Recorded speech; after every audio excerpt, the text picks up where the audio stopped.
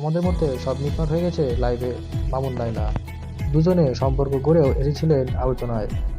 দেশ জুড়ে ভাইরালে জুটির বিচ্ছেদ গড়ায় আদালত পর্যন্ত। প্রেম ভালোবাসা দ্বন্দ্ব মামলা সব মিলিয়ে বিতর্কের পর বিতর্ক আর সমালোচনায় বিদ্ধ দুই নাম মামুন আর লায়লা, দুজনেই জনপ্রিয় টিকটকার।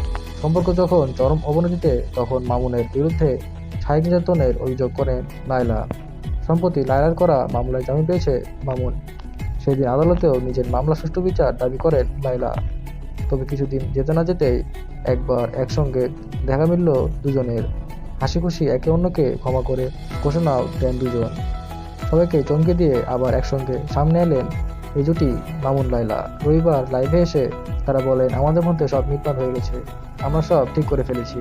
সেহরিতে লাইভে এসে প্রিন্স মামুন আর লায়লা জানান, তাদের ঝগড়া এতটাই বাজে পর্যায়ে গিয়েছিল যে আইনে সহায়তা নিতে হয়েছিল, কিন্তু তারা এখন সব মামলা মোকদ্দমায় শেষ করেছেন বলে এ দাবি করেন।